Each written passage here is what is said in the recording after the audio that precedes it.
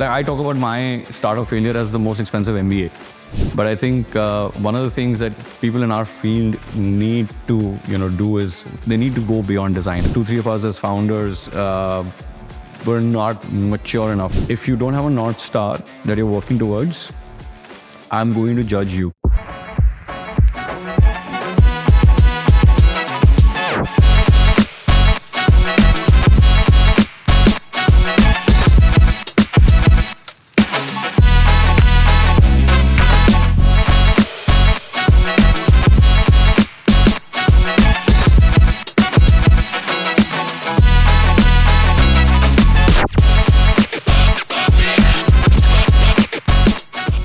Hey everybody, and welcome to season 1 of Behind the Screens. Here I have with me a very, very cool design leader, Nikalank, a VP of design at me. I've known him for a really long time, and we worked together also before. And the reason why I call him cool is because he's someone who has blunt opinions, can get straight to the point, and has very interesting things to say. So we're going to get started now. So Nikalank, one of the interesting things that I found about you was that you started your career in graphic designing, and then you went to brand development, and then you had 2 businesses of your own, and then you were an experienced designer at McKinsey, and then you went way, and the list goes on and on and on. And I'm really interested to know, how did you go from graphic designing to being the VP of design at B? So the story is actually a little more interesting than that. Even if I was a graphic designer, I wanted to be all kinds of things. I wanted to be a chef. I wanted to be a dancer. I wanted to be, I knew I didn't want to do engineering. That I knew because, of the conversations at home. I come from a, very typical Jain middle-class family where if you were not a doctor, engineer, or somebody in finance, then you were pretty much doomed. Yeah. And I knew that engineering wasn't for me, right? Finance and, medical was like further down. So that's where it started from. I was fortunate to get into JJ. I did my bachelor's from there. And an amazing 4 years. I think that was what told me that there is so much that I can do with my love of art. I was always somebody who was doodling as a child and, doing paintings and scribbles on the wall and things like that. So JJ kind of, opened that world for me. And suddenly I was like, okay, I can go back and tell my mom that I can make money, and there's more to do than just those 2-3 things. From there, it was... I'd like to believe that I've had a very unconventional path. It was more about figuring out, do I want to do this? Will I learn something from this? Will it be fun? That was the premise of my decision making. It was very rarely was it, okay, will I make money? Or, very rarely was it, will I get recognized? Those things, it might sound odd, but they never really motivated me. For me, it was like, okay, hey, listen, this is a complicated problem to solve. Like I remember the first project in college that I landed up, was at Procter & Gamble in '99, where it was I know, these things make me realize my age because every time I, say these dates, people go like, okay, really? I was in diapers then, I wasn't born then, and all kinds of things. So the brief was that they were launching a whole bunch of teen products, and they wanted to do some research, some product sampling with teenagers.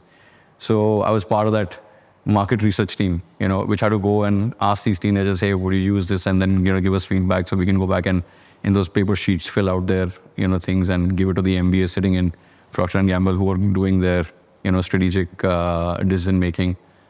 So we just realized that, so there was a couple of friends, they gave the idea that, hey, listen, why don't we make a website? Okay. And why don't we collect this digitally? Because then you'll just be able to, reach out to more people and maybe collect more, data and things like that. And as an 18-year-old, tech was always something which was like, because those are the DSL days, we had that modem noise before you got online and all that. Yeah. So we said, fine, let's do it. And that was one of the most defining moments of my life. I think creating that platform for 200 people where we actually landed up connecting with 250,000 people. So we had 250,000 teenagers. That was just like, oh my God, you can reach so many people, you can connect with so many people, you can offer so many different services. That I knew then, that, okay, I'm going to be in technology, design, business, there's something there. Then it was all about, okay, fine, how can we use tech, how can we bring design and tech together? And I realized also that there are much better designers than me. So I moved out of design from a more operational and, doing to a more strategic role quite early.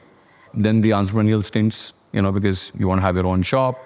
And I had my design studio in Dubai. I ran that for a few years, which again cemented the fact that I didn't want to be on the service side of things.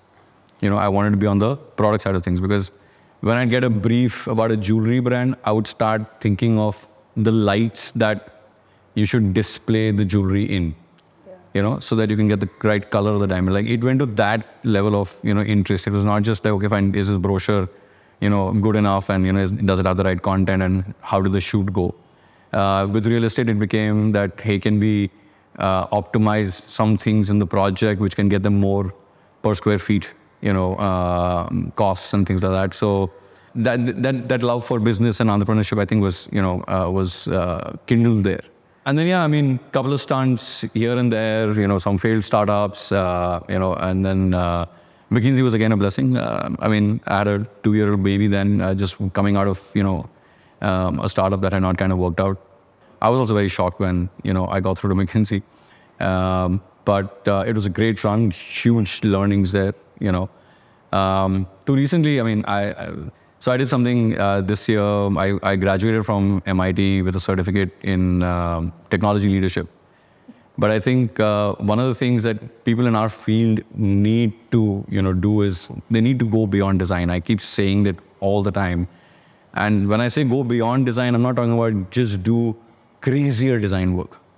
I'm saying go beyond, as in like go into product, go into business, go into technology, go into, thorough research, like get out of the screen, because the screen is, it's definitely a science, and, you cannot deny that. But I think you need to look before and after that also, right? To be able to become exponentially valuable, especially in the age of AI, ML and all of that your value has to come from more than just design. So I don't know if I've answered your question. I meandered, but that meandering is very similar to my career, right? It was always about, okay, fine, is this going to be fun, and people to me are extremely important, right?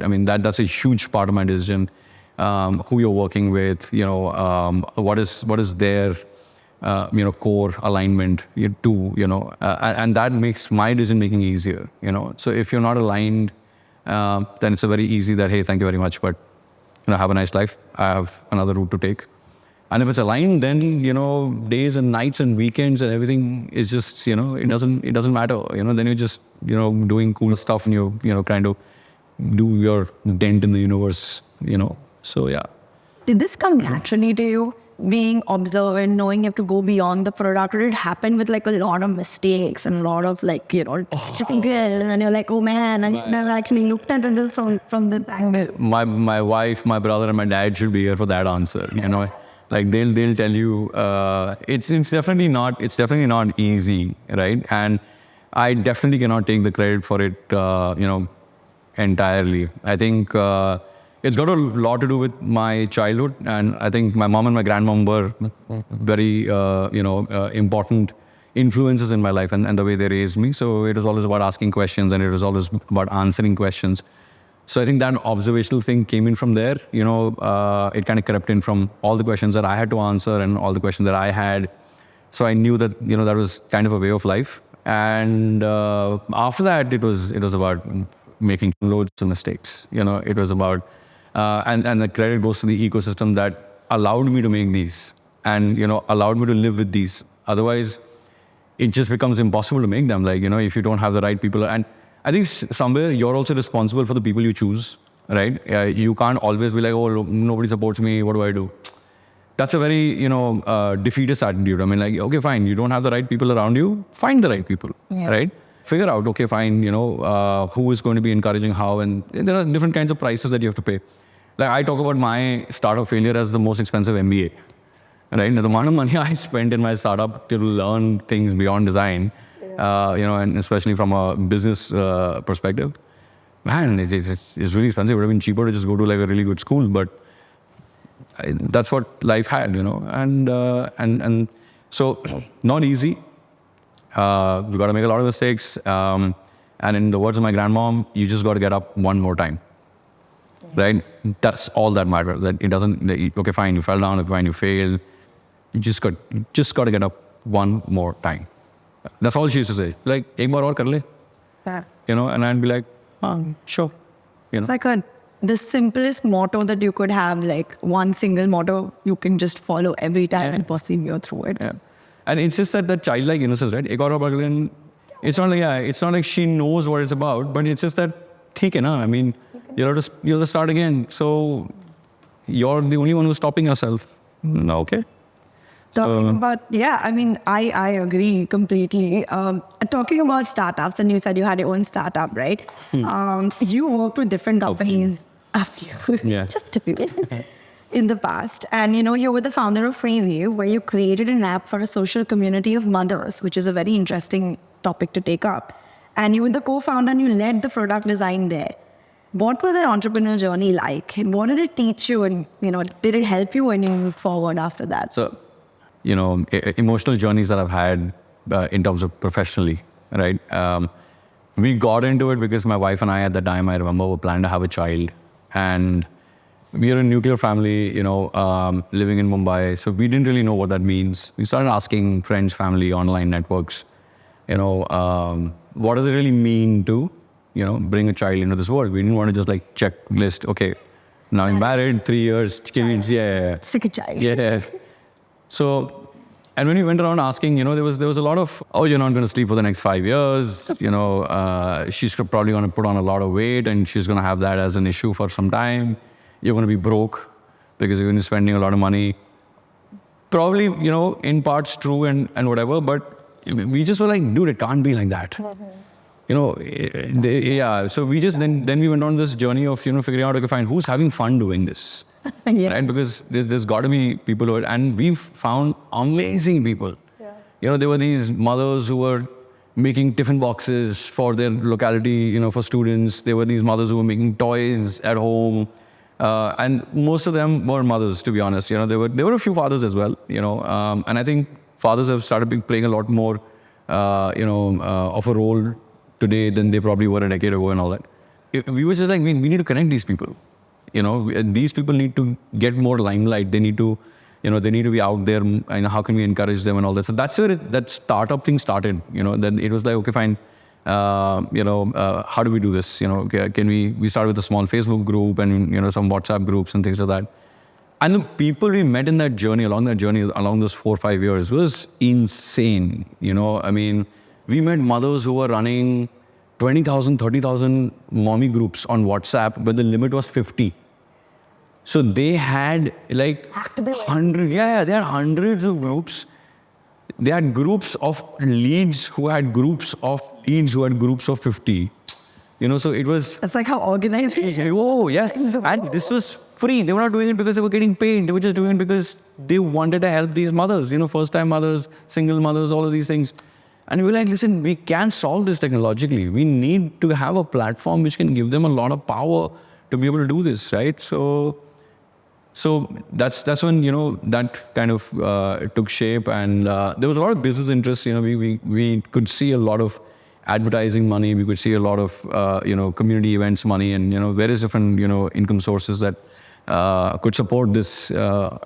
I think we were ahead of our time, in that sense. And I think also both, 2-3 of us as founders were not mature enough. Like we didn't really have that mentorship that probably could have, helped us see the success, right? But I guess life is like that, right? Sometimes you just, there's a saying, right? There's nothing stronger than an idea whose time has come.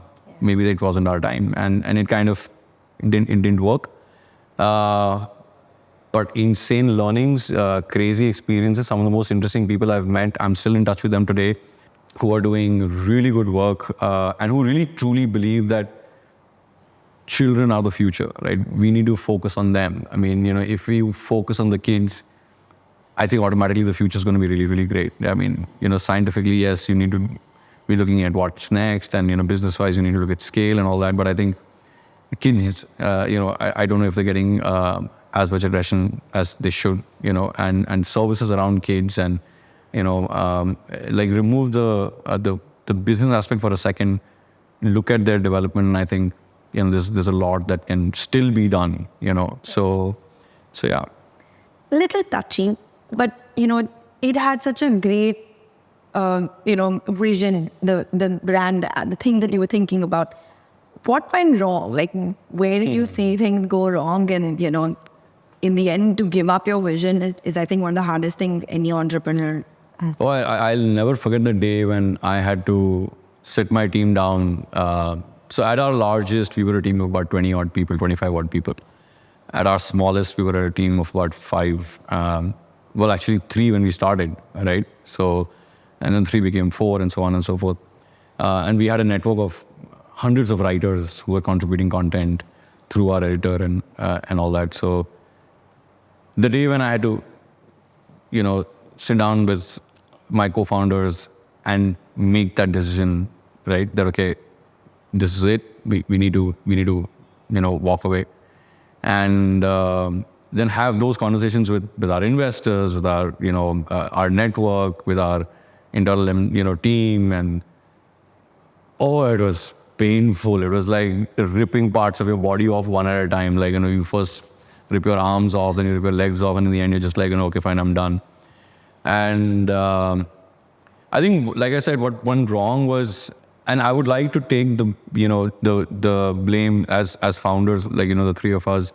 I think we weren't ready, right? I think, so we had great successes. We got recognized nationally at a couple of competitions. We got recognized on an international stage in 2014 at the Web Summit, and I think what happened was we just wanted to go different directions suddenly, right? I think we were together till a certain point, but then what started happening was, I think what we wanted to do with the organization and all that started changing a little bit, right? In our heads, and that kind of crept in the friction, right? We couldn't reconcile that, right? I think that's, and this took time for us to realize. I mean, for us to realize, it also took time after we had actually, closed doors. At that point, if you would have asked us, we would have just been like, shooting things at each other, But I think after walking away, and when you have a certain distance, then you can kind of see what happened. I think that was the main reason why it didn't work, Otherwise, I think even today, it's a great freaking idea. I think, it can still, because mothers are the most viral people. Yeah. There is nothing more powerful than the love or the hate of a mom. Yeah. I mean, that's just hands down, right? So, yeah, I mean, I think that was the biggest thing that went wrong. We didn't know how to handle the positives or the negatives that are coming our way. And that kind of just crumbled down to the team, and, just got fragmented. Yeah, we went into a deep zone. No, it's, I mean, I am so much of who I am because of those 4 or 5 years, right? And my learnings from there. Yeah. I think some of that reality is probably one of the reasons also why McKinsey happened to me. And as an advisor, I may not always be able to give you the sharpest direction to take, but I can definitely tell you where not to, go or what not to do, because I've been there. So, but yeah, I mean, I think I can talk about this On and on. for a very long time. Talking about McKinsey, McKinsey is known for driving decisions through data. And I'm intrigued to know what were your learnings there after learning so much from your entrepreneurial journey and then getting into a job. And then what did that feel like, and what did you learn from there? So McKinsey is known for a lot more, than just DDD, like data-driven decisions. But I think it was an incredible experience. The kind of work that I got a chance to witness and be a part of. So it's not just a place where you learn from what you're doing, but it's also the kind of people that you're surrounded with. Yeah. There's just insane information, insights, experiences coming your way from there. I think the biggest impact that it had on me was I became a lot sharper, right? I mean, I still talk a lot and I tend to meander. But if you met me before McKinsey, we'll be doing this over 3 days. Oh, dear. You know? So, but no, I think because it's just, there's so much to do and it's so high value and it's the margin of error is so slim that you've got to be really, really sharp, really, really sure, right? I think that happened to me there, So being able to see something like a mile away, that, okay, here is what I'm looking at and 4 reasons why, and, what does that mean? So I think that structure, that form, came from McKinsey. I think, and I very highly recommend, that for whoever gets a chance to do that. You should definitely go into that machinery because boy, will you come out as a sharp tool on the other end. A few years at least, I mean, if you can stay there and, grow. It wasn't for me beyond a point, so then I landed up choosing something else. But it really, really sharpens you, right? You lose all the fat instantly. Yeah. So, yeah. I almost wish I had a chance. Yeah, you probably can. I can connect you to people. Done. I'm going to hold that against you. Okay. So, moving on to leadership and, and talking about leadership to new entrants, okay, young designers. As a leader, I'm sure a lot of time goes into interviewing and finding the right team, the right fit. And, when you're interviewing, apart from them being very good at their craft, what else do you look for in a candidate? So I'll break this down, right? I don't think it's a one-shoe-fits-all kind of an answer. It depends on what level that you're looking for. If you're looking for really, really entrant, fresh out of school, maybe a year under the belt, then there's a certain, but if you're talking about, because in this industry and in this field, good talent changes very quickly because they learn really quickly. And, the same person a year down the line is going to be doing mind-blowing things like that, right? So sometimes there's a huge difference between the same person with 1 year experience and 2 years experience and 3 years experience. It depends on the role that I'm hiring for. First thing for guys who are at, guys and girls who are at like 1, 2, 3 kind of years of experience, don't worry about leadership and all that. Focus on the craft. I think that's very, very important because you need to be a T-shaped talent. You need to have one deep spike, which should be UI or UX or research or, that just like, I mean, you should really, really own that, right? That deep. And then you should build, your lateral, skills that comes with experience. So now coming down to what am I looking for? The first thing is, do they have an appetite for growth, right? And it's very easy to tell. I mean, a couple of lines into a conversation and you can tell where the person was, where the person is, where the person is probably thinking of being. And it doesn't have to be 100% accurate thing, but is there that, intent? Is there that hunger, that, okay, I need to do some really interesting work and things like that. And I'm really very, very open to working with fresh talent. I have no issues. Like I'm very rarely would you see me say no because the person is a fresher or a couple of years. In fact, I think beyond a point, people start collecting fat, right? And then it becomes more and more difficult to work with them. Like I use fresh talent to lose my weight, because all the inhibitions or all the fears or everything that you might collect as a lead who's worked over a period of time, you cannot lose that with people your age and with people with your years of experience. You can only lose that when a 21-year-old is like, why can't I do it? Yeah. Right? Right. Or why should, yeah. And then you're just like, yeah, I mean, why can't you do this, right?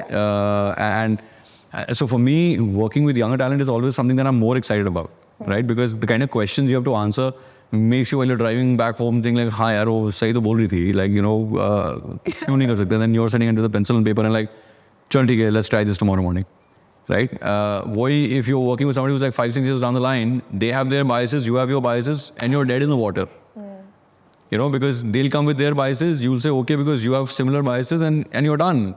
Then your value as product, innovation, design, expert in the room just loses shine. Yeah.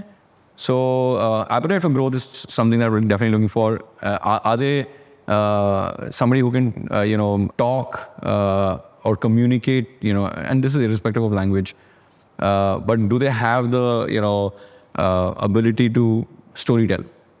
Right? Storytelling for me, and I always say this, I think it's one of the most underrated skills in any walk of life, right? Kids are the most amazing storytellers, boss. You have to, you want to learn storytelling, spend time with children and they'll blow your mind, right? And we lose that. As we grow up, for whatever reasons, we start losing storytelling. So, and that again is, something that you can find out when you ask questions, and then how they answer, you can kind of know that even if they're rough around the edges, do they have the, thing that you can kind of sharpen and look in it's because I think it's very important how sales, is a huge part of, of what you do, right? And I think, and when I say sales, I'm not talking about feet on street and, there are toothpaste types, but I'm talking about doing internal storytelling with your stakeholders and things like that, right? To be able to take an idea forward. So growth, storytelling, this is a little vague, but honesty, I think, is another thing, which is very important for me. How truly open and clear a person can be. Because I think it's very important for you to do really well in this line to be vulnerable, right? If you're going to put all these facades up and if you're going to put all these frameworks up, I don't know if you're going to be able to reach your potential. I'm not saying whether you will do well or not. Yeah. Financially and, socially, you might do really, really well. But your true potential is, those are the cages that a lot of, people tend to live in. So, I think if you're not able to take feedback, I've had people in my org, tell me that, Nick, this doesn't work, and for a second I'm like, okay, let's, decode that. Like, let's try and unravel what, and then you're thinking that, okay, but it's important to be able to take that hit, right? And ये दो तीन चीजें बहुत है यार, young talent में इतना मिल जाए, I think you're sorted. Yeah, I totally get it. I also feel like fear is the reason why people aren't generally honest. Fear of being wrong, fear of, not knowing your things at times. That sort of puts this thing in yourself that I can't tell my truth, and that could scare me to be honest when I go into an environment that actually encourages me to be honest. Yeah. No, I think some of these things are connected. I think fear, yes, I mean, maybe a very strong reason why. Again, I'm not trying to bring honesty from a judgment point of view. Like, okay, are you able to look at something and take feedback, constructively? Are you able to give feedback constructively? Yeah. Right? If I was to pair you with somebody you don't like, for whatever reason, I'm saying, right?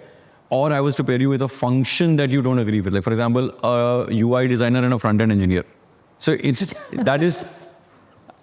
that's dynamite mix, dude. It causes explosions all the time. Yeah. But at that point in time, are you the kind of person who is able to give feedback constructively? Yeah. Right? That, hey, listen, I don't understand the stack you're working with.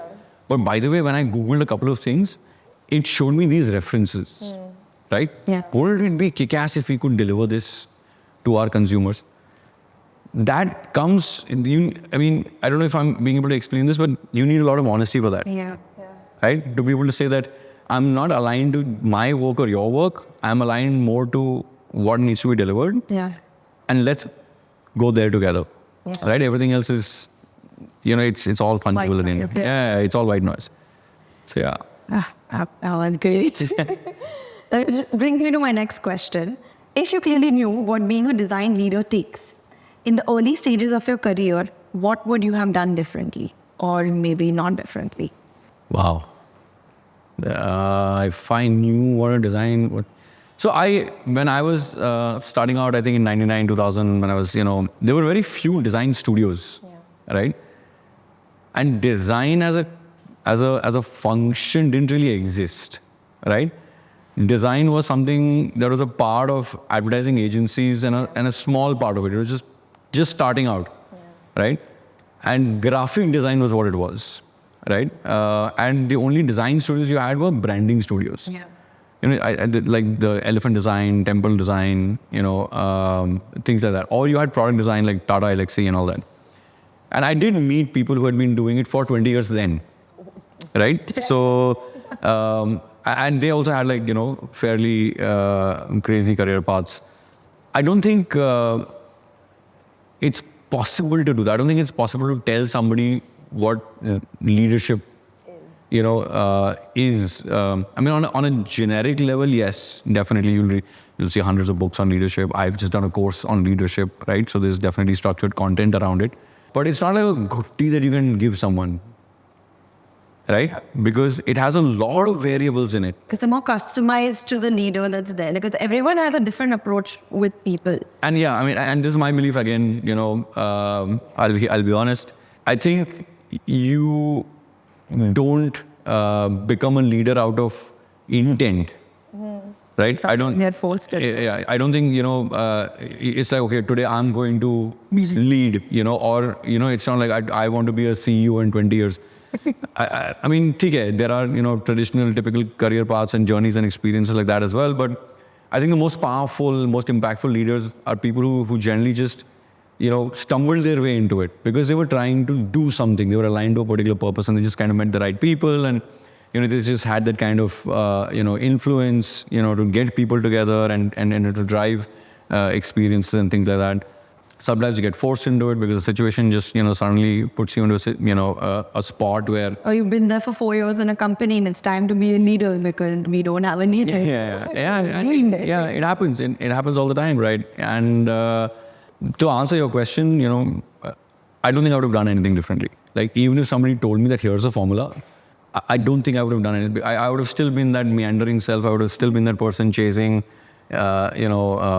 unicorns or rainbows or butterflies or whatever else you might want to call it, and I think I would have probably had very, very similar experiences. I think the lead that I am today is because of the people who led me, right? Yeah. So that formula wouldn't have made a difference to me. Yeah. The people who would have led me would have made a huge difference. People in McKinsey, who've shown me the way, people at Vodafone Idea, people in my startup. So in my startup, I was the only designer, right?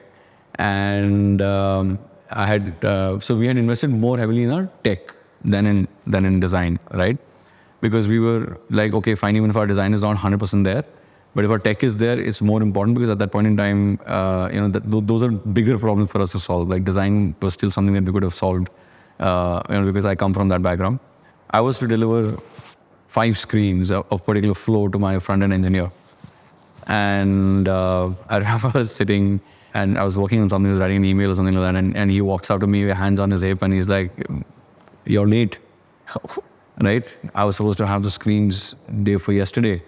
I mean, just because you're the founder doesn't mean I can't ask you for this. Either get a designer, and solve my problem so I don't have dependency on you, or deliver on time. And at that moment, I was being led by him. Yeah. Right? And that was project management that I learned there. But that is also a moment for you to go back and be like, "Hey man, I'm so sorry.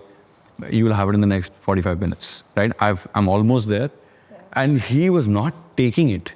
He was like...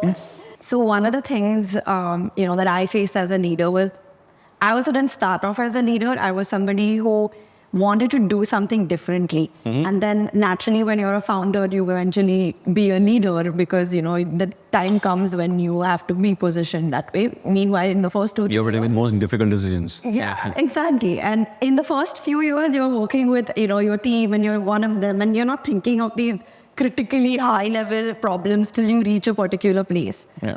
One of the things that I constantly see happen for leaders is that they always have to be the kind of people that have to judge your growth. They have to judge the way you move, the things that you do. So it becomes sometimes a very difficult journey for a leader to manage those things. And oftentimes there's not enough content or there's not enough training given to someone when they move into that zone. One very, heartfelt quote that I read is that leaders are the most underappreciated, people when it comes to when they're managing their team, when they're going about it, because you can't be so deeply part of the culture that the other team members are. You're somebody who has to be more responsible, like the parent, one way or the other. So, Sure, yeah. how would leaders who probably had to do it by themselves and, be in that position deal with such a thing when they reach that, I would say, a middle part in their life of being a leader, not like still experiencing leadership as they're growing, deal with? Very, very interesting question. See, leadership has two sides, right? I mean, it has the good things, obviously nobody talks about, because when you're doing well, when the money's rolling in, you're growing, you're like a celebrated leader. Then you're like, oh, this is doing everything right, everybody's getting their bonuses and, all of that is happening. You get judged, or it becomes difficult when stuff hits the ceiling, right? Yeah. That's when, oh, she should have done this, or she should have done that, or, look at her and look at him, and, and so on and so forth. All of those things start really happening. The first thing is, boss, you got to be ready for both. Yeah. Right? If you're having a good run, you need to be conscious of the fact that it can turn sideways for n number of reasons. COVID has shown us that, financial meltdowns have shown us that. I went through an experience in 2008 when I had to shut the agency down, and we lost a lot of money.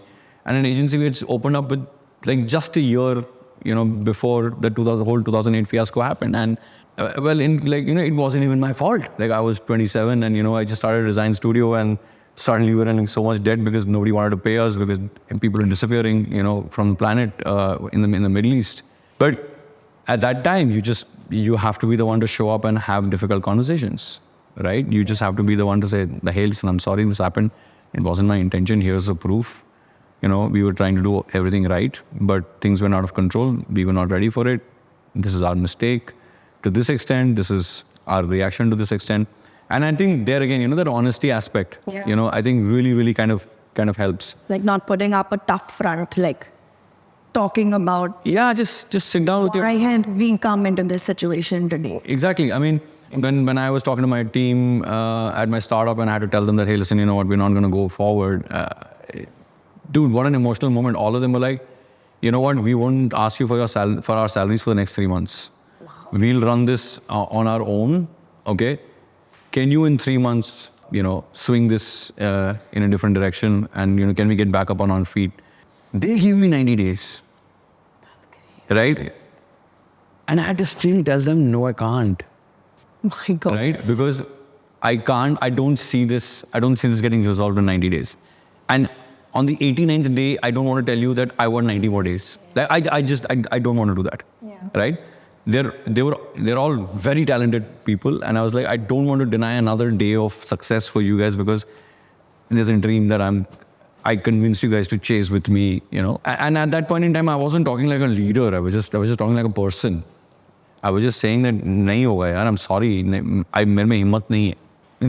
What you're talking about, entry level, mid level, and experienced, I think it just gets easier when you're experienced, because you've seen it. Because you've already Yeah. You've been through that cycle, right? You've been through the cycle a few times. It just gets easier when you're experienced.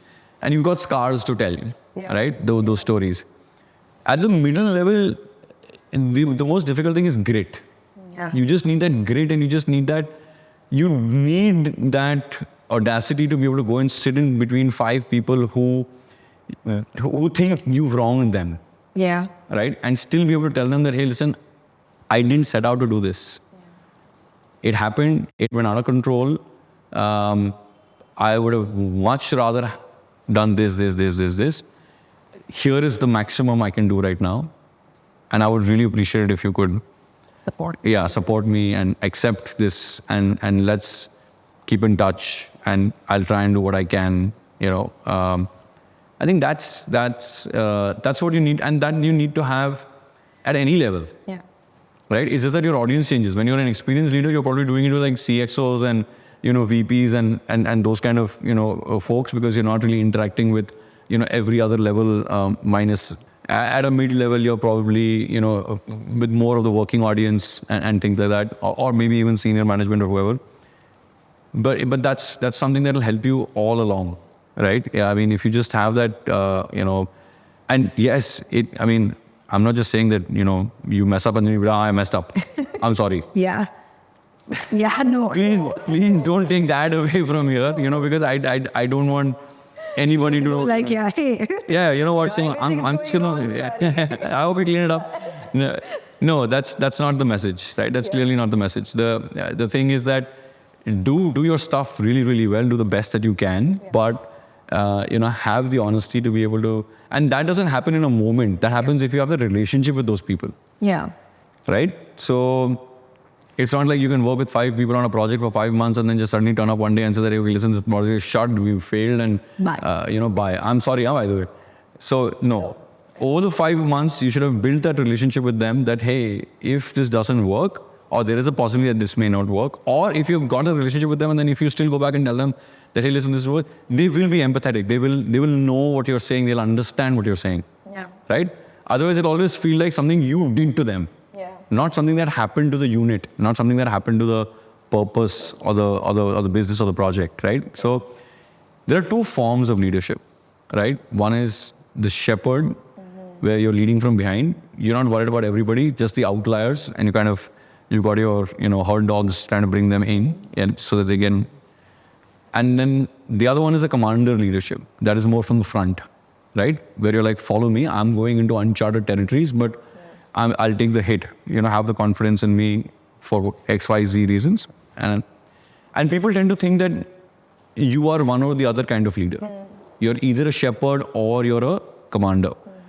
I think really successful leaders switch between the two. Yeah, all the time. They know when to lead from the front. They know when to just take a step back and let your team and let your people shine and just go up and and be those. So I think that's where the magic is. Yeah. Right? So if you understand that, then it doesn't matter which level you're at. Yeah. And you learn this from children, by the way. They know. But it's so beautifully, and I was like damn, I think I've been doing this. I just didn't know how to put it across that I'm doing this. No, dude, my kids, they know when to be like, no, I want this. Yeah, that's it. And there are times when, they know that they'll get it because of something that they've done, because, they've been able to earn that or whatever, right? So they're driving you, they're leading you in different whatever situations and directions, yeah. So, I think I don't think it's about experience as much. I think it's more about, what's your arsenal. Yeah. If you're honest and if you're building relationships, if you're understanding when to switch, I think you'll do fine. I think you'll be okay, and you'll grow, And leaders make mistakes, and it's okay as long as you're not doing something crazy. But dude, every leader, man, like every single anybody who's perfect. Yeah, if only Photoshop has perfection. Yeah. Okay. Coming. That is also debatable, majorly, but yeah. So this question is a little old school. What needs to be etched in a lot of young designers' minds? How important is data for you? And how does a designer start building a data-driven mindset in design? That project I told you in '99. Yeah. That's when that volume of data kind of hit. Because at art school, when they're teaching you about perfection, lines, colors, this, that, nobody's really talking about impact. I think young designers should, not even data. I think they should look beyond data. They should look at what impact did I create? What happened to what I created? Very recently, I was sitting with my team and I told them that from now on, if you don't have a North Star that you're working towards, I'm going to judge you, right? It doesn't matter how good your design is, but if you can't tell me that every 3 months, okay, this is what I was working on, and this is a measure of success, this is a KPI that I've been tracking, then I'm going to question you, your role, your person, everything, because that's where I am at, right? I have various different things like TNPS, I have various different things like downloads, where I get questioned that, okay, how can we are at this, how do we make this in so much time, right? We are at so many downloads, how do we do this, how do we increase this engagement? I'm not like it's only my job. I mean, even the product person is there, the analytics person is there and all that, but I have to be as worried and as crazy about it as them. Yeah. I can't be like, oh, this is your worry. I'll, by the way, just do the screen, right? To come to me when you want the screen, right? So it's not about data. I think it's about value. It's like, what is the value that you're working towards? What is the impact that you're working towards, right? Data. One of your articles, like, who are you working for? Yeah. And what's the purpose, right? I mean, so if you're, a lot of times data, it's one of those things that if you beat it enough, it'll tell you whatever you want, right? The same set of data can be read differently from by different people, right? It's a 5 blind men describing an elephant story, right? But if you put all of that together, you get an insight. Yeah. Right? So insight-driven design is what I would, insist on, right? Yeah. So if you're looking at a set of data and if it's telling you something, go check with a cross-functional team. Sit with the analytics guy, like, hey, listen, this is what I am understanding. Does that make sense to you? Yeah. Right? Go sit with a business person, go sit with, somebody outside of your domain with the same set of data. And then suddenly you start seeing validation or invalidation, or you will see some insight that will come out of it. Yeah. Right? And then you will be like, I can give you an example of a project where we were working on, just to make it real, right? Because a lot of this is gyan. People will be like, iska matlab kya hai? Right? So we were told to increase investments, like for a bank. The direction that was given to our team was, we already have customers, but they're not investing with us. How do we increase investments? How do we get them to invest? First thing is they'll come up with a whole lot of products, right? Lending products, investment products, mutual funds, this, insurance, whatever. And then they'll start driving that into the audience, right? Yeah. And then you have to create a digital experience to drive that into the audience, right? But the research we did, we figured out products were not a problem because the same products, the same audience was buying from someone else. Yeah. The journey wasn't that much of a problem. Because the journey was, okay, obviously you could always make it better and you can always make systems faster, and optimization is always, efficiency is always something that you can add on to, which is a whole list of things. But the main problem was the incentive of the last mile salesperson to the customer. That was the problem. When you spoke to the sales team, they were like, we're not interested in selling this, because our commission hi nahi hai. Right? So it's not, it's... Jumping efforts of the... Yeah, it doesn't justify it. So out of the 80 products, 90 products, 100 products, whatever products you have, we only sell these 2 because that is the maximum money it makes us. Yeah. Right? And because 90 days is a, minimum lock-in, or 180 days or 1 year is a lock-in, we churn the customer. Yeah. Because we get our commission again. So everyone had found their set of... So we were like, boss, this is what the insight is. This is the behavior that is impacting your sales, right? Yeah. So it was not just data. It was also about those human conversations that we had. And it was not with the customers that we were told to have those conversations. Yeah, it was with the sales guys. It was with the sales guys. Because you were like, okay, fine, let's look at every player in this ecosystem. Yeah. When you make the experience framework, then you're like, acha, isme ye bhi involved hai. Iska view kya hai? Acha, isme ye bhi involved hai. Iska view kya hai? Yeah. Right? And then you're like, iski problem nahi hai, uski problem nahi hai, iski problem nahi hai. Ye banda jo baitha hua hai, he's the, reason. और उसको भी नहीं पता है. Right? वो काम कर रहा है. Vision के aligned है. Yes. He has to make commissions. Exactly. He has to make commissions. This is the product he has to sell. So everybody is doing their job. Yeah. But the CEO says, my products are not selling. Yeah. Right? So then we realized that, then we had a meet and we said, okay, fine, and just simple tweaks in the product. Yeah. And suddenly these people are willing to bite. And they're like, okay. Nice. Let's now do this 3x in 5 years wala, goal that you had. I think it's doable. Yeah, that's the power of insights. Yeah. So digging in a little bit on me, since all of us are very curious about it. We operate in a highly competitive market, and this is a question I've been burning to ask you. With other telecom companies vying for the same market share, how does design contribute to Vi's ability to differentiate itself from its competitors? So absolutely 100% bang on. We're in a very, very competitive space. And this is not just about we, I think this is also about the industry. Yeah, it's a good direct hit to the industry, saying that design-led companies tend to capture markets better. Yeah. So, yeah. So now in telco, what happens is you have huge customer bases.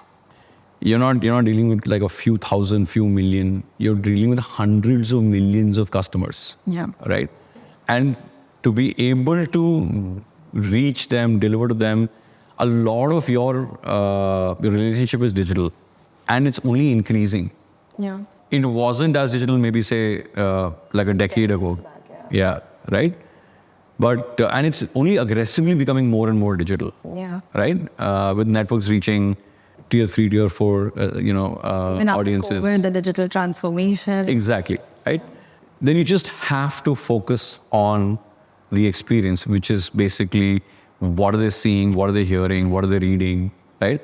And how engaged they are, and how much they feel a part of your experience, right? So because people want to tell you, right? Just not in a very complicated, long drawn way, right? They definitely want to tell you when they have a problem with the product. Yeah, right? Yeah. You'll hear more people telling you about problems than about, very rarely will you see, people who, like, and Amazon is a great example, and a lot of these other places are great examples where negative reviews are way more than, positive reviews and things like that. So Like you said, when something's going right, it's the human tendency to not mention it because let it be the way. it's going right? Yeah. I mean, then it's like, hey, listen, you know what, I got this really cool thing. But nobody's talking about the fact that there were 10 different things that had to fall in place to get you that cool thing. Yeah. But if you don't have that cool thing, you're going to talk to everybody in that line and be like, where is my cool thing? Yeah. Right? So, and that's what I think. So if digital becomes important, experience becomes important. If experience becomes important, design becomes important, right? And that's where we are trying to create meaningful experiences, simple experiences. We are trying to create experiences for a wider audience, right? We're trying to create intelligent experiences for specific audiences. And this has got to do with a lot more than just design. Right? There is system architecture, there is business KPIs, there is a lot of things that has to come together. So I cannot say that design is the only differentiator, or I cannot, it'll be incorrect to say that, design is a differentiator. I think all of these things have to come together to create the differentiator. Right? The differentiator is not design or technology. They're enablers. Yeah. Right? Design is an enabler. Technology or stack is an enabler. Your business strategy is an enabler. Right? Your differentiator is what your user feels. Right? At the end of the day, when they experience your service, your product, that is a differentiator. And how you as the company notice that. Yes, recognize that, and how do you then scale that? Right? That okay, fine. This is working. Yeah. I delivered this. I got paid for this. This is working. I need to do more of this. Yeah, they're bridging the gap between business needs and consumer needs instead of just business. Yeah. So we are in a very competitive space. We are one of the smallest players. Everybody's aware of everything around in the industry. And we are doing the best we can to, we create those meaningful experiences, meaningful offerings for our customers nationally. We have a huge diaspora that we have to deliver to. And we're all enjoying it because, it's challenging, it's fun, we're learning so much, and we're making our own mistakes, right? But I think how quickly we can get back up, One more. Exactly. How quickly can we recognize and, get everybody to huddle together? And when I say everybody, I'm not just saying design, I'm saying, business, product, to be like, okay, listen, this didn't work. And that huddle can be from us, it could be from tech, it could be from product, it could be from business, from anywhere, right? So it's been a fun journey so far. And Yes, it is. my next question comes into something very different. So India is a diverse country, and we have various language barriers, fundamental, cultural differences. And now your audience includes each and every Indian who has a phone, regardless of their social stature, the income bracket, or religion, and more. That's a huge audience to cover. Tens of millions, yeah. Sorry. Yeah. So how do you make design decisions for a varied and diverse audience like this? So I'll tell you how we look at it, right? For us, it's not language barriers or cultural differences. For us, it is language diversity, right? And cultural diversity. We don't look at it as a limitation. We look at it more as a environment that we have to deliver to. And my honest opinion is that I think telco and fintech, right? These are two industries that have to deal with this the most, right? For example, like you said, for telcos, everybody who has a phone is a customer. And for banks, everybody who needs money or has money or, is a customer, right? Which then, spreads across, right? I don't think these are barriers if you want to look at it that way, that you want to solve for. Or these are, this is an opportunity that you need to kind of decide strategically how you want to navigate it, right? So do I go big bang and I try and create something that is for everyone? Or I try and figure out, a more niche audience and then I deliver, and then based on the successes, I grow, right? But all of this fundamentally means that you need to understand this audience first, right?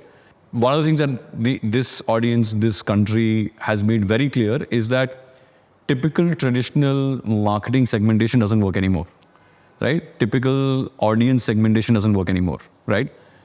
For digital businesses, for digital first kind of businesses that, fintech, banking and all that, where this world is going. I mean, we are still not as digital as we can be, and I think, we will very soon be there. But the way to look at the audience has changed, right? You need to now try and build personas very, very differently. Now it is becoming about how digital you are. Right? So everybody's trying to figure out the digital maturity index, right, of a particular customer. There is enough and more data, there's enough and more ways and, technological support to figure out the segment of one. I think everybody is trying to figure out the segment of one. So it's not about people like these. It's about, okay, what does this person want? How do you do that? You look at their digital behavior, right? You look at how much data are they consuming, right? You look at what are they doing with that data, right? Are they just consuming content? Are they also doing microtransactions? If they're consuming content, what kind of content are they consuming? When are they consuming this content? What are they doing with this consumption? In the sense that, is it entertainment? Is it, some sort of social reach? Is it like reputation building? What kind of transactions are they doing?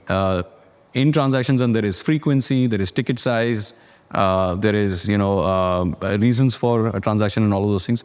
That will start telling, because today you can't say that I want to target this for Hindi-speaking 60-year-olds in Indore who, are a family of 4. Doesn't matter, right? Because that's gone out of the window. That person, that 60-year-old that you're trying to segment in that box could be working like an 18-year-old, so to say, and consuming content voraciously, doing a lot of transactions, because may not have those inhibitions that an 18-year-old may have, or the opportunity that an 18-year-old may have, right? So it's now about understanding these digital parameters and creating these digital personas, right? And using that as a base to deliver your service. When you talk about language, that's a constant conversation, right? In organizations like ours, or in the fintech industry, where हमारी आप में 8 language होनी चाहिए. Right? Now, it's easier said than done if you try and understand the complexity of creating an experience in 8 different languages. Boss, you cannot say the same thing in English, Hindi, Tamil, Kannada in the same length. Yeah. Right? Yeah. So just that itself is such a thought-provoking exercise that, okay, if I have to, for example, we have to create a bill that you should be able to download. Now that bill should be multilingual. Now, in that bill, what all should be should be customizable? What all is okay to be in numbers? And is that number in English okay? Does everything have to be, in a regional language? All of these things, these are not just design decisions. These are strategic decisions where, do you have the systemic wherewithal? Are you willing to put that money behind that system to deliver it? Are you willing to build such a complex experience and have that app size go up because you've put in so many things, right? Do you have 8 different fonts that look like the same, right? So that your brand imagery remains the same, that recall value remains the same. So, I think these are oversimplified targets, right? We want to create everybody wants to create a multilingual app, right? Who would say no to that? But do you understand the complexities of it? Yeah. Right? Everybody wants to deliver to everybody about everything, right? I mean, but do you understand what that means, right? Do you have everything that supports you, in the ecosystem to deliver that experience, right? And more often than not, you will see that, there'll be something that will be missing. There'll be something that will be required. There'll be something that will be too small, too big, and not, working enough and things like that. So then you need to have a cultural shift in the organization, a strategic shift in the organization to say that, okay, fine, you know what, we are going to first go after these guys, right? Because they're already there, the lowest hanging fruit, so to say. We'll build a success with them, and then we'll replicate that success everywhere else. WhatsApp also introduced languages way later. Yeah. Right? So now they also did this after they became Facebook, WhatsApp, right? I mean, there are many reasons for that. Yeah. So I don't think it's such a simple question to answer. I think the focus should be, how are you understanding your audience, right? How are you building that engine that can help you deliver to that segment of one? To get to the segment of one, you need to get there in a journey. You'll have bigger cohorts, right? Those cohorts will have certain generalizations. Successes in those cohorts will then help you drill down deeper into those cohorts.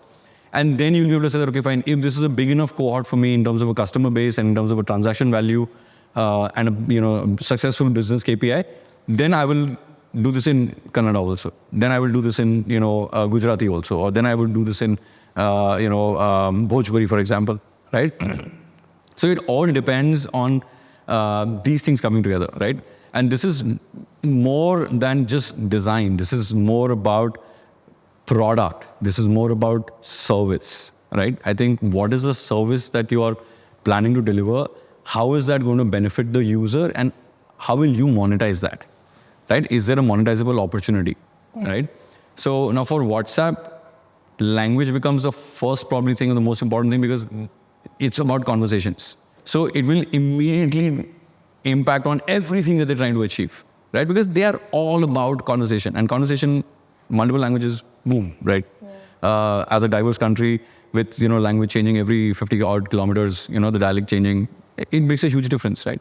But there also then you need to be strong enough to have the robust systems behind to be able to deliver to that, which now is becoming a lot more simpler with AI and with, NLP and, all of those things, right? But it's still very expensive, right? So bringing that, you have to kind of then decide which language, under what circumstances, for which particular feature. So you can say, okay, fine, you know what? We'll make our bills multilingual. All our bills, all our receipts will be multilingual, right?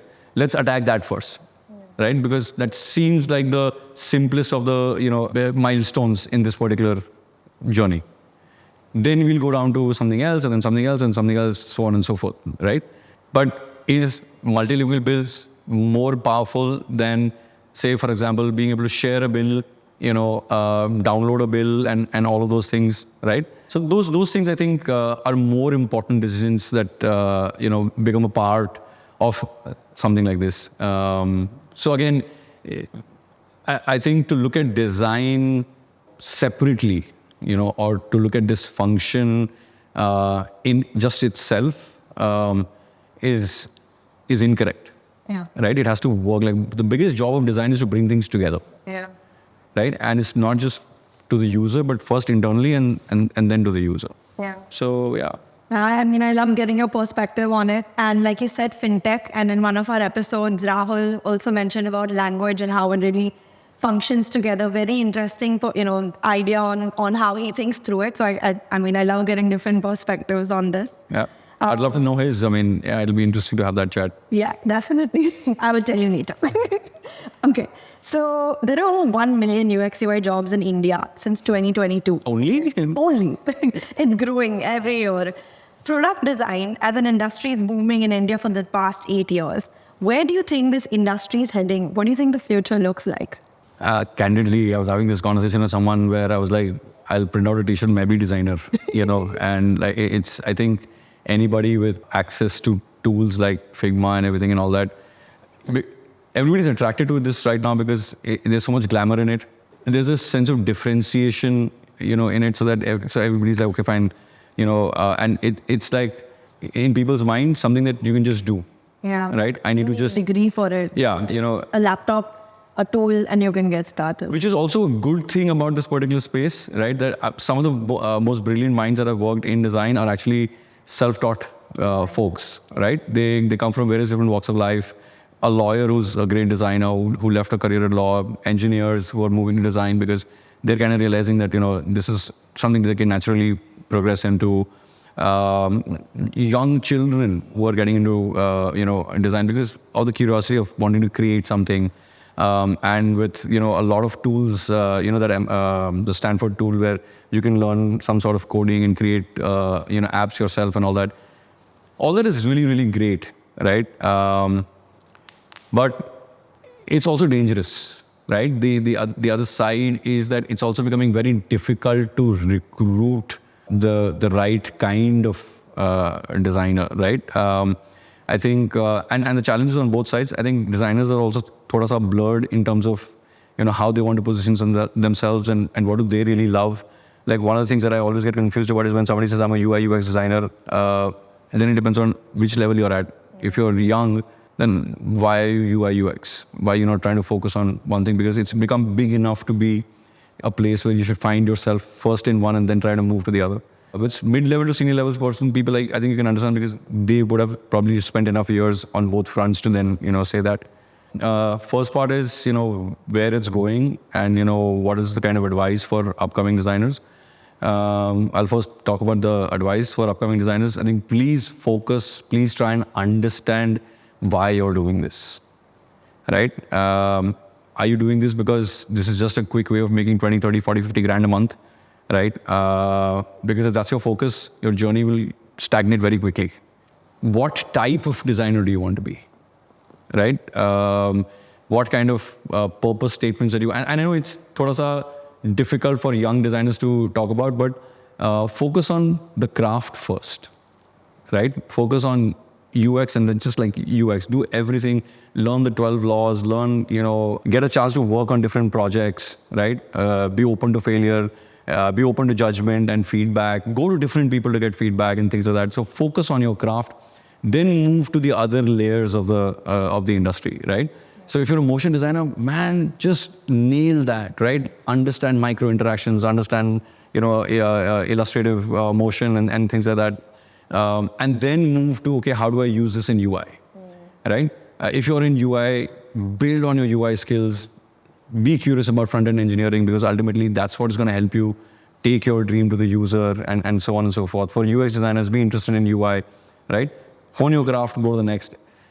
If you do that, then you become exponentially valuable. Yeah. Right?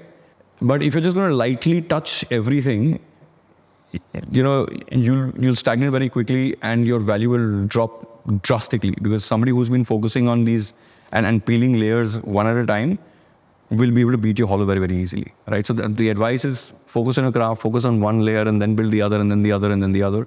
Spend at least, I would say, a year and a half, work on at least about 5 to 7 projects, maybe 10 projects a year and really give it your all, right? And then kind of move. Where this industry is going, wow, that's that's right now anybody's guess because of everything that's going on. I think it's going to a great place. There's a post that I just recently put up on LinkedIn where I was saying, don't be worried about what's going to happen, and don't be worried about whether you will be valuable or not and, what will happen to my career and whatever. Be very curious about how you can use the things that are happening. I think experience is becoming everything across the walk of any walk of life, right? And that is where you have a very important role to play. Experiences are getting blurred, right? AR, VR, mixed realities, metaverse, and all of those things. Technologies are becoming very powerful to be able to get you there faster, right? So I think one of the questions I was asked was, in the age of AI, ML, what is going to happen to designers, right? Yeah. Will Midjourney replace designers? I'm like, the bad ones, yes, right?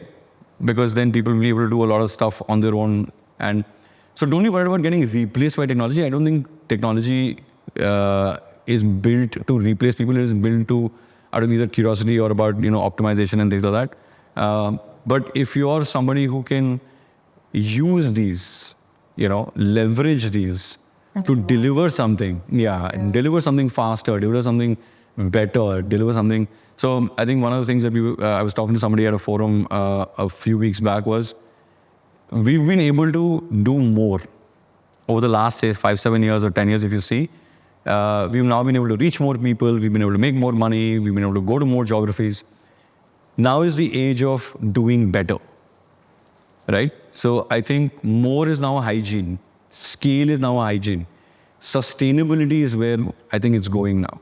Can we sustain this scale, right? And I think that is where design, experience, all of this is going to play a huge, huge role, right? And I think that is where it's going. I think it's going to become about how can we make this a better experience? How can we make this a more impactful, memorable, financially viable experience? I think that's where this industry is going. Whether it's fintech, banking, whether it's auto, whether it's anything else, right? And designers should think about how am I going to be able to scale, like I said, the T-shaped thing, right? Yeah. That one value, and then across the board. Yeah. Right? I think that's going to be very, very important. Yeah. To add to what you also said, I think human behavior is something that probably maybe in the next 10 years might get detected through technology, but the way a human perceives another human and designs for them, it's always adapting to that person's mindset, thinking, their needs, their requirements, which I believe is what designers really bring out the best. So the question I can ask you is, why will somebody still be designing for someone else? Right? How do you create an ecosystem where people can build their own experiences?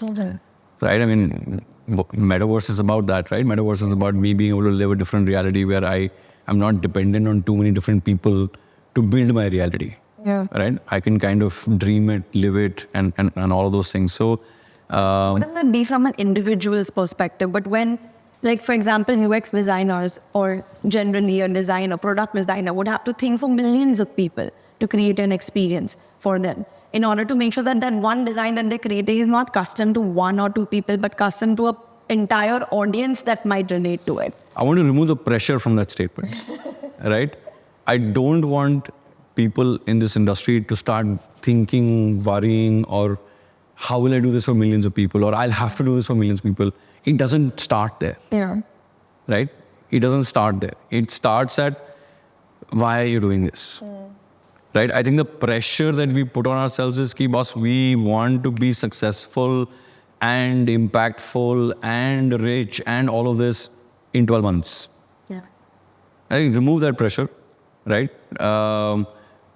I don't know today, if you ask me, what I'm going to be doing 3 years down the line or 5 years down the line from such a big, 30,000 feet view. Like, itna lamba plan nahi hai, right? It's about right now I know that, okay, I have these problems to solve and, these are the things that I want to achieve, right? And here are the skills that I need in my team or, in my ecosystem to be able to deliver to this, right? Yeah. Take that one step at a time. Always be curious, right? One of the biggest lines of my world, stay hungry, stay foolish. Yeah. I think you'll be fine. Okay, which brings us to the signature question of Pineapple. What does product design mean to you? Product, service, experience are three very different things, right? I think one of the challenges that people mix all of this, right? A fintech app is a product, right? Which has a service which is delivered through an experience, right? Wow. So I think it's very important to understand that. I think it's very important to understand the difference between the three. What is the product? What is the service? And then, how are you building the experience around it, right? So if you look at it that way, suddenly a lot of answers come automatically. You don't have to answer them, right? So to me, I always ask, like, every time there's a problem statement in front of me, I'm like, okay, fine, what exactly are we doing here? Right? Is this an experience wrapper that we're working on? A product is clear, it's validated, it's working, the service makes sense, then okay, fine, let's slap this on, let's move on, right? But you might get the experience right, but if your product is, and I can give you an example for a bank, the target was, we want to sell loans, right? Design a 3-step journey, which makes loan onboarding really simple. And we said, okay, fine. We looked at the industry and we said, nobody has this. Why does nobody have this? And then we found out that loans itself as a product were a huge issue for the customer. Nobody wanted to take a loan. They were okay to take a loan from a friend or a family, but not from an institution. So there, we had to solve the product first, right?